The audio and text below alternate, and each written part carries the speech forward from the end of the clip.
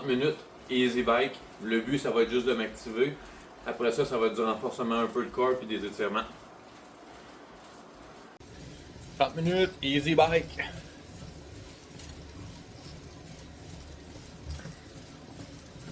Yes. Fait que c'est ça. On recommence progressivement l'entraînement.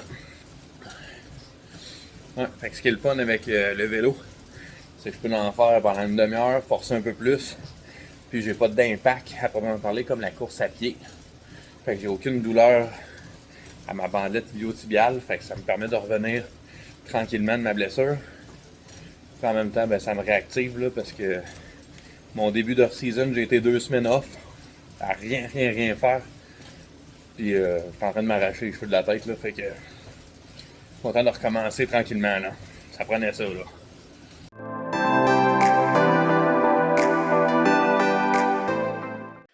On va commencer par le transverse de l'abdomen. Fait que c'est comme, si j'ai bien compris, tu as les obliques, tu as les abs qu'on appelle le grand droit. En dessous de ça, tu as un autre muscle, c'est ça le transverse. Puis pour l'activer, c'est un peu différent. Il faut comme forcer, mais pas en ligne droite, mais mettons en 45 pour l'activer. On va faire une coupe de série de 10 secondes.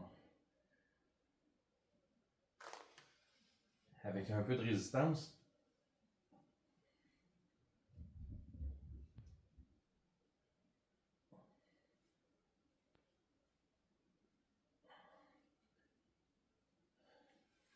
Là, si on relâche, dans le fond, j'ai amené mes pieds, mes jambes vers l'avant. Puis j'essaie de repousser un peu avec mes mains pour avoir une résistance au niveau de l'abdomen. Je vais aller faire la planche inversée en ce moment. Il y a 3 variantes. Il y a sur les mains, sur les coudes ou à terre, mais juste levé. Celui qui fait le moins mal, on va dire, parce que c'est pas agréable comme position, c'est vraiment celui couché sur le dos. Moi, c'est ça que je vais faire. On va relever le bassin, tout ça, on va aller travailler. Je vous le montre, puis après ça, on en jase.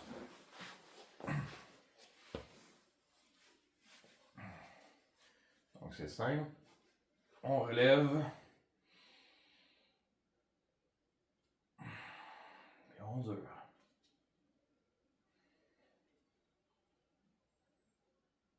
Ça fait beaucoup travailler aussi les ischio-jambiers et la chaîne postérieure là, des muscles.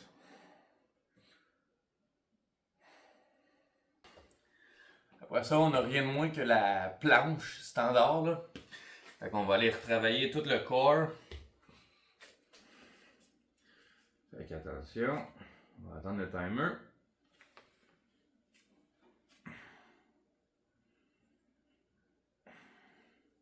Jamais facile la planche, on shake tout le temps pour rien.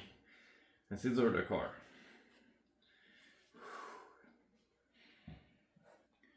Donc je vais m'aligner sur la planche latérale, premier côté, après ça l'autre côté, après ça on a une pause. Fait encore assez simple comme mouvement. C'est quand même dur par exemple, là on s'entend. Mais on y va.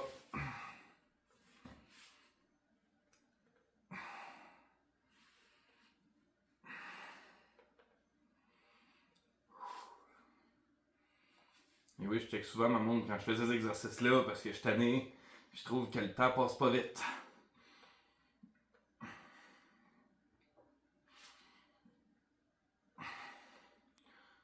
L'autre côté.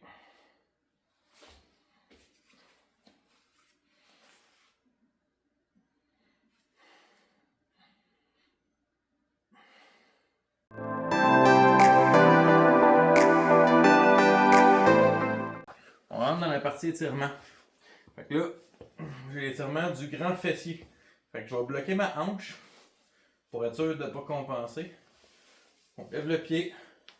Je me prends comme ça. Puis je l'amène vers mon épaule opposée. On reste comme ça. Je peux déposer la tête aussi. Ça détend un peu le cou. On t'offre. On fait l'autre côté. Même chose.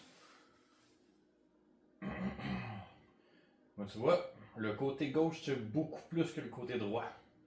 Côté droit, je sens pratiquement rien, mais le côté gauche, c'est pas long que je sens que ça tire. Prochain exercice, étirement des adducteurs de la hanche. Fait qu'on se place comme ça, on ramène les pieds le plus possible, on garde le dos droit, puis on essaie d'aller porter le genou le plus au sol. Là, on va voir, je suis flexible comme un 2x4. Fait que ça va pas très loin, puis ça tire déjà pas mal des adducteurs. Fait que si on est capable d'aller gagner un peu plus là-dedans plus tard, j'imagine, ça va être bon. Ce moment de détente vous est présenté par Yoga Master.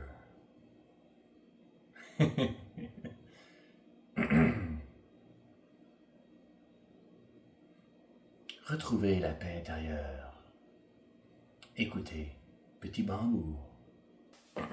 Prochain étirement.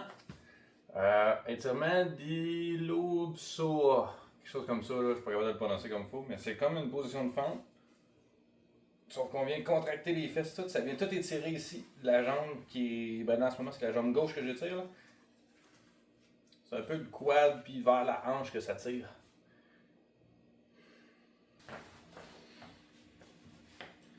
Donc, étirement des quadriceps. On va faire le classique qu'on prend, on amène en arrière, on bloque le fessier en contractant, ce qui fait qu'on ne peut pas aller toucher notre fesse avec le pied, puis ça tire très bien, puis on ne compense pas d'une certaine façon. Fait que c'est ça, étirement des quadriceps. Pour le faire de l'autre côté, je vais me mettre face au mur parce que sinon on va juste voir mes fesses, puis je sais que vous aimez ça. Prochain exercice, c'est dur à dire, c'est un étirement d'abducteur de la hanche puis de la bandelette iliotibiale. C'est un exercice qu'on ressent rien, mais on sait qu'il fonctionne, là, mais on va se mettre au mur, amener une jambe comme ça, mettre les hanches droites et venir pousser les hanches vers le mur. Puis c'est ça. Je suis pas capable de dire si ça force ou pas, mais c'est un étirement qui est bon. Pour conclure, c'est l'étirement de l'ischio-jambier. Donc, un pas en avant, on déloque le genou un peu. On va juste venir pousser les fesses vers en arrière en se penchant. Ça va venir tout étirer déjà. On le sent déjà là. Comme ça, on peut se tenir comme ça, peu importe, tant que ça étire. Puis on essaie de garder le genou pas tendu. Puis c'est ça qui est ça. Fait les deux côtés.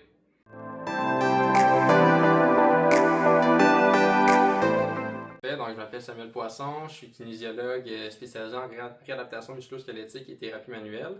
J'ai aussi une spécialisation en course à pied, autant analyse de techniques de course à pied et élaboration de programmes de course à pied.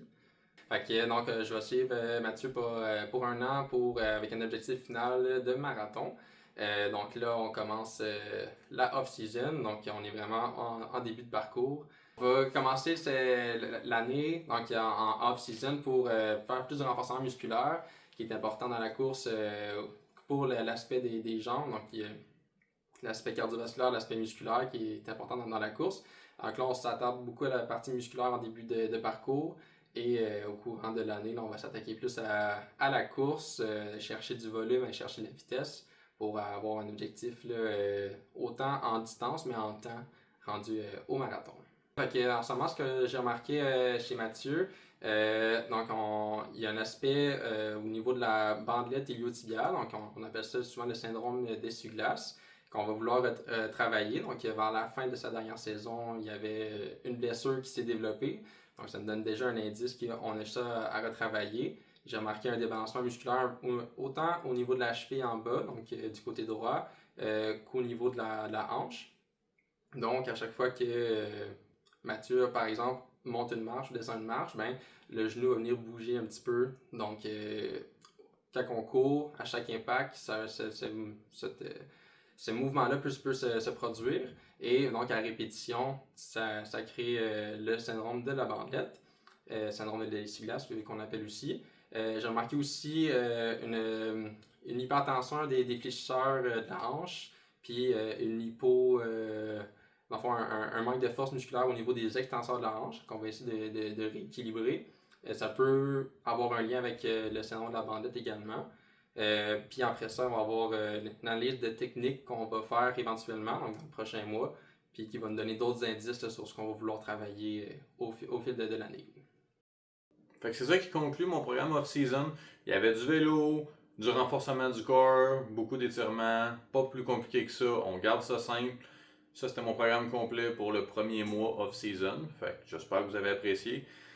Pensez à laisser un like, puis peut-être vous abonner si ça vous intéresse de voir ma progression jusqu'au marathon. Je vais sortir des vidéos à peu près au mois ou quand il va y avoir des gros changements, parce que là, en off-season, il n'y a pas grand-chose à part ça. Fait que je ne ferai pas une vidéo pour le plaisir. Je vais faire des vidéos qui valent la peine. Fait que si ça vous tente, likez, abonnez-vous, puis on se voit dans une prochaine vidéo.